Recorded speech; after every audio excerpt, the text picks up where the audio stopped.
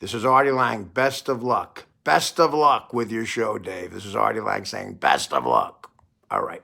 You're watching Famous Dave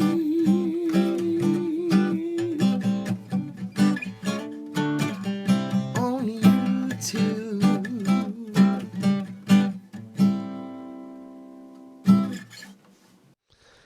Hi.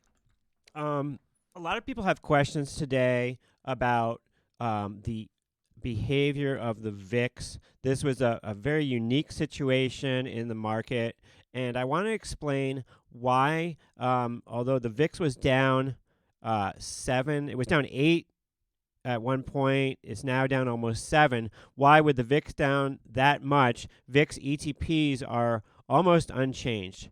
If we look up in the corner of the screen right now next to me, we can see, and I'll try to enlarge this a little bit, we can see that the VIX is down 6 and change, but VXX and UVXY is down $1.23. VXX is only down 78 cents. You know, if you just look at those numbers, you'd think, well, VIX down 6 points. These things should be getting destroyed. However, we were in a unique situation with the term structure coming in today. So I'm going to pull up the term structure and see if I can explain this to you. And this is going to be really quick and to the point. So just bear with me really quick here, and I think I can help you understand this.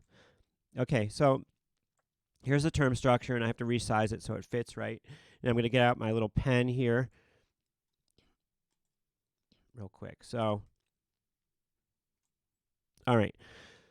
So when we rallied before, when the market sold off over the last couple days, last couple sessions, what happened was the spot price here, it says 33.42, that moved way up. The spot price went way up. And it started out below the futures, and it moved way up. And it got all the way up, so it was 12 points above the futures. So the spot price got all the way up to here to like 42. Let's call it 42. It got all the way up to 45. But let's just use 42 for a second here.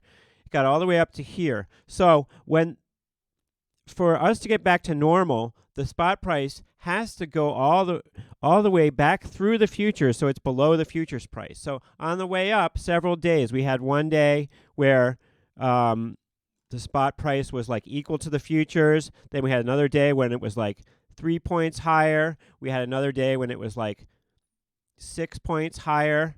And that last day, I guess it was probably Thursday, this was like, it was almost like 15 points higher, I believe. I think the highest that the front month future here got was like 29, and the highest the VIX got, I believe, was like 48, okay? So, and I might be off by 1 point here or there, but that's around 20 points difference between the spot price. The spot price was almost 20 points higher than the futures. So, as the situation turns around and we come off the spike, this spot has to get back down below the future somehow for us to be back normal again. So what essentially happened today was that spot started around 40 this morning, and it went down to 33. Meanwhile, the whole time, these futures are getting pulled. As long as spot price is higher than all these futures are getting pulled upward towards spot. It's like reverse gravity. These are getting pulled upward all the time. So you've got these two. They're always trying to converge with each other. But what happened? So what happened today was this spot price got down. It went down 7 points and got a lot closer to the future. Now there's only a difference of like 6 points between spot and the futures. There's still a difference here. This distance here still has to be covered before we'll be back to normalcy. So right now it's a difference between 25.90 and 33. So call that 26. Call this 26. So 26 plus 4 would be 30.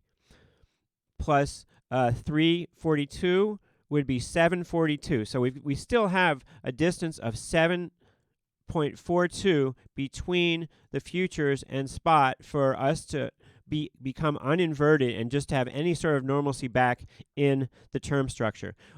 It's good news that we have come in a lot. The distance here I'm showing is like a distance of like 14 we started with. I think it was more like 12 that we started with today, but regardless of the numbers, we started with the spot price way above the futures, and it's come in a lot. We've gone a long way towards just having the term structure back to normal, but we still have more to go. We will have other days where VIX is down 2, 3 points, 4 points, and the futures are either unched or just slightly down.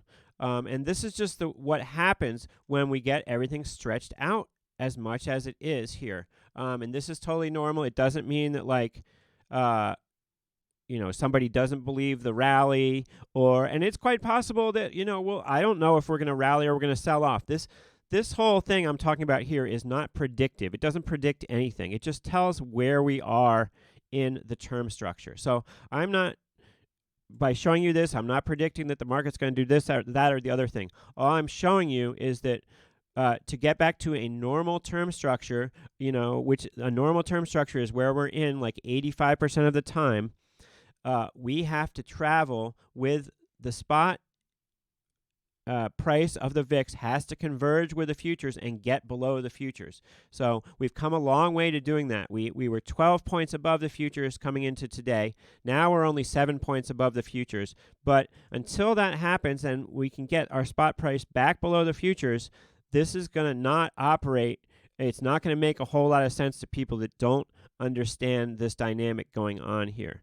I know a lot of people just like the shorthand think, they like to think, oh, well, the VIX is up 2, that means that TVIX should be up 4, that kind of shorthand. And that kind of works sort of, not really when we're in a normal shape, but when we are in a middle of a spike and this term structure is all stretched out, it takes a while for things to come back to normalcy.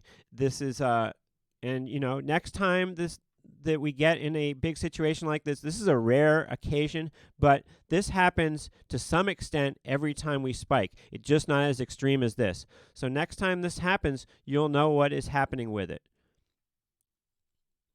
I hope that helps out a little bit. Thanks for watching. I'll talk to you soon.